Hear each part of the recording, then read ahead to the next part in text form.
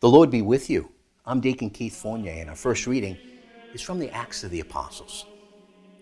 Then some men came down from Judaea and taught the brothers, unless you have yourselves circumcised in the tradition of Moses, you cannot be saved. This led to disagreement, and after Paul and Barnabas had had a long argument with these men, it was decided that Paul and Barnabas and others of the church should go up to Jerusalem and discuss the question with the apostles and the elders.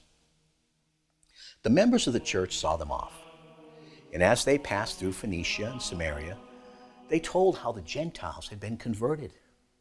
And this news was received with the greatest satisfaction by all the brothers. When they arrived in Jerusalem, they were welcomed by the church and by the apostles and elders, and gave an account of all that God had done through them. But certain members of the Pharisees' party, who had become believers, objected, insisting that Gentiles should be circumcised and instructed to keep the law of Moses. The apostles and elders met to look into the matter. In our response from Psalm 122, I rejoiced that they said to me, let us go to the house of Yahweh. At last our feet are standing at your gates, Jerusalem.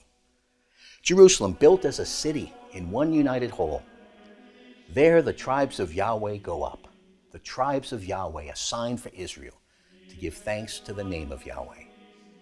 For there are set the thrones of judgment, the thrones of the house of David.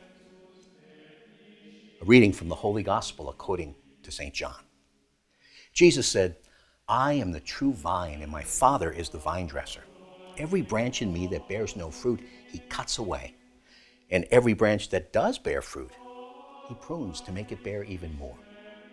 You are clean already by means of the word that I have spoken to you. Remain in me as I in you. As a branch cannot bear fruit all by itself unless it remains part of the vine, neither can you unless you remain in me. I am the vine, you are the branches. Whoever remains in me, with me and him, bears fruit in plenty. For cut off from me, you can do nothing. Anyone who does not remain in me is thrown away like a branch and withers. These branches are collected and thrown on the fire and are burnt. If you remain in me and my words remain in you, you may ask for whatever you please and you will get it. It is to the glory of my Father that you should bear much fruit and be my disciples. The Gospel of the Lord.